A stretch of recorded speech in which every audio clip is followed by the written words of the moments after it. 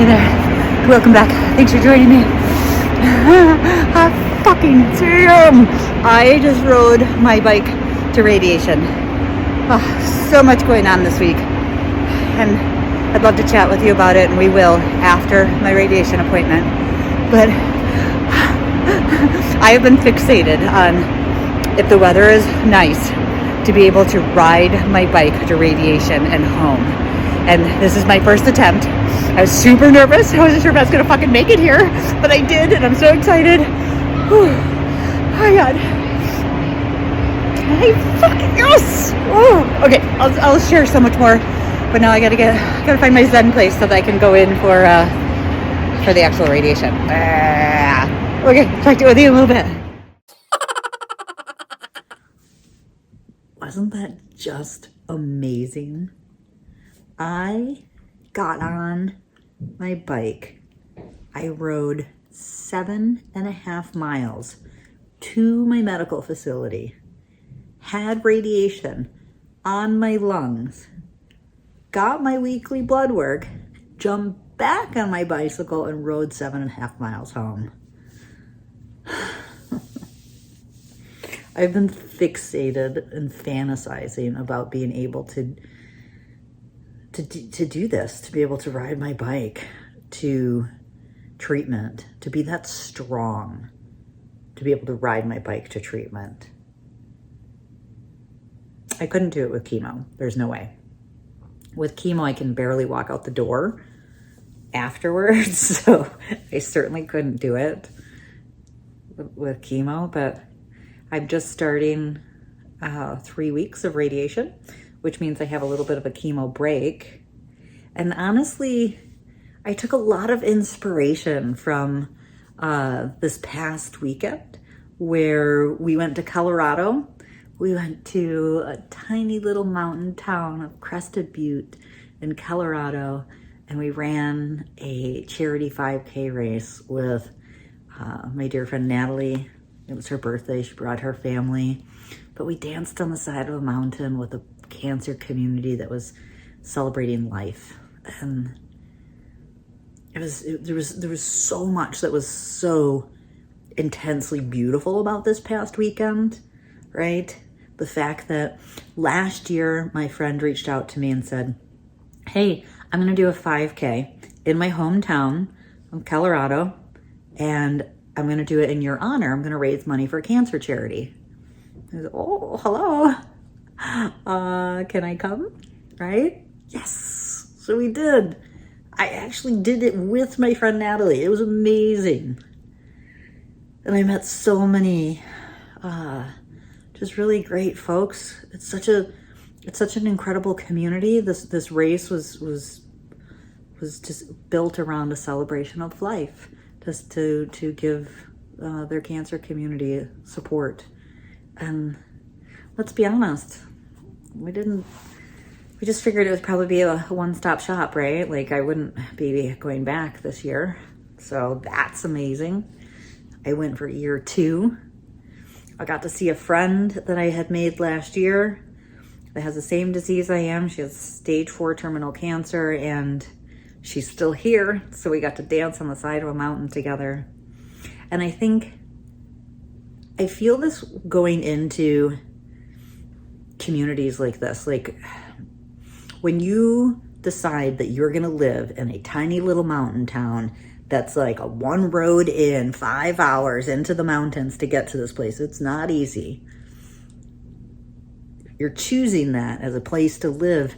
You really like the outdoors. You're engaged with the outdoors.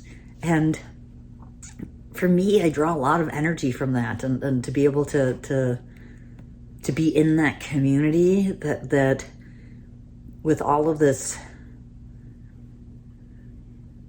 sickness, like this disease that destroys our body. There's no, I mean, we know this. There's no choice to be made. Right now, my body happens to be responding when I say, I'd like to get up and go for a walk now. I'd like to get up and go for a bike ride now. I don't know how long this is going to last. There's part of part of making a decision like riding into radiation, it just felt, I don't know, I kind of feel like if I'm, and I know this is so fucking bullshit. It's total bullshit because I was in the best shape of my life when this disease took me, and it took me off my feet within a couple of weeks, and it took my strength, and it decimated me so quickly. But I just think like if I can keep my body as strong as possible and working and functioning as best as possible, that I'll get a longer time here, obviously more quality of life, but I don't know. I feel like if I'm just strong enough that I could ride my bike into radiation, that I'm gonna crush this. It's gonna work out. The radiation department is so hard for me. It's harder than the chemo. I don't know, maybe because my chemo center has windows. The entire length of the building, we're surrounded by these floor-to-ceiling windows, and so I can breathe. I can walk around in circles and just like I don't know, because there's windows. But the radiation department, I mean, I've said this before, you've heard me, the color is brown. It's like brown walls, brown chairs, the most, literally, I walked into radiation this week and they had SVU on. If you don't know what SVU is, it is a show, sexual violence unit, I think is what SVU stands for. It's it's basically like a detective show about rape. Super loud in the radiation lobby. Like pacing going, what? But this is the thing. Nobody in that lobby complained because everyone's fucking zombies in that lobby. And that's why it's so hard for me to go there. Because I'm afraid to become one. It did feel pretty badass. It felt really awesome to be able to have the strength to do this. I've been inspired ever since a year and a half ago. I had a chemo break for 2 months.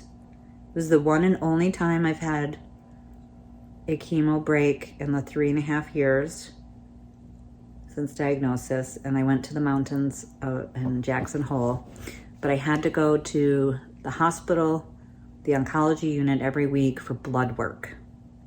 And while I was there, I would watch. This didn't happen just once or twice. This happened several times. Different people would come in and I would see them park their bike outside, walk in to the cancer treatment center, get whatever treatment they were getting. And this was chemo. This was all kind of like, and then they would leave and get on their bike and go home. And I just thought that was so badass. It was so badass. I've been fantasizing about doing that ever since.